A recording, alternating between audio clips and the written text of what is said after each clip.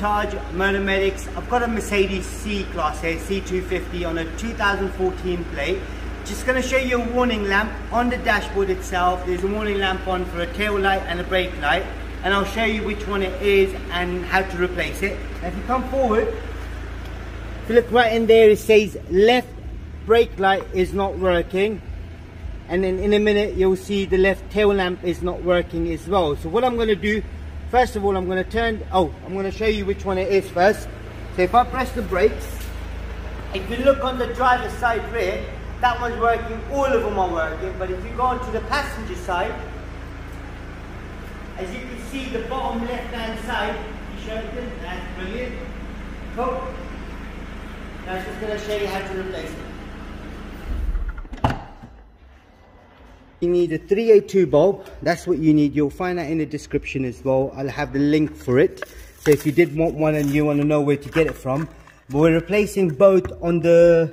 We don't need to replace both. What I'll do, I'll replace both on this side because they're the same bulbs for the tail lamp and the brake light. And then we'll get the bulbs for the other side as well.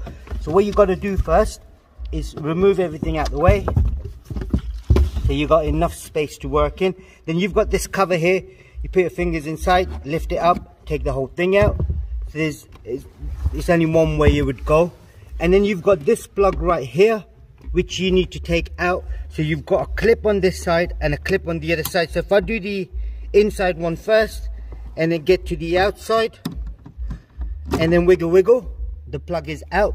You got to remember there is another plug on the top there as well. That's if you wanted to take the whole thing out. It's better if you unplug it. That's it. It's nice and easy. So you've unplugged it. Then you've got a clip here and a clip there. So what we're doing is we're replacing both of these bulbs right here. Right, so it's a 382 bulb, like I said. So that's a 382 right there. There's only one way it would go, even though this one here, it looks a bit darker as well. So we might as well replace one on this side, and then for the other side I'll just replace the other two as well. But it's exactly the same procedure on the other side as well. So what you then do is, once you've replaced the bulbs, if you did want to do the, I'm assuming this is the indicator bulb. Nope, this is not the indicator bulb, so this must be the reverse light. So you can replace that at the same time as well. The indicator and the other tail lamp, daytime running lamps, are LED. So if you did ever want to replace those, it's gonna have to be the whole cluster. And if you did want to do the whole cluster, you got to remove this, and there must be screws on the inside somewhere, which I'm not doing that yet. So what I'm going to do first is slot it through the hole.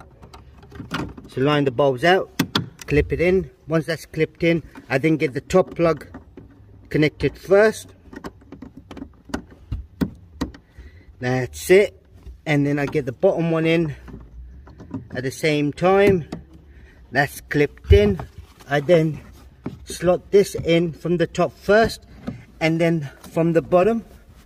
That's it. And then I'll put everything back together for the customer, so he doesn't blame me for anything. So that goes all in there as well. So what we're going to now do is check. If I switch the ignition on, and then I'll get the customer to press the brakes for me. Now, as you can see, they're both working as well as the other side as well. So we've done this side.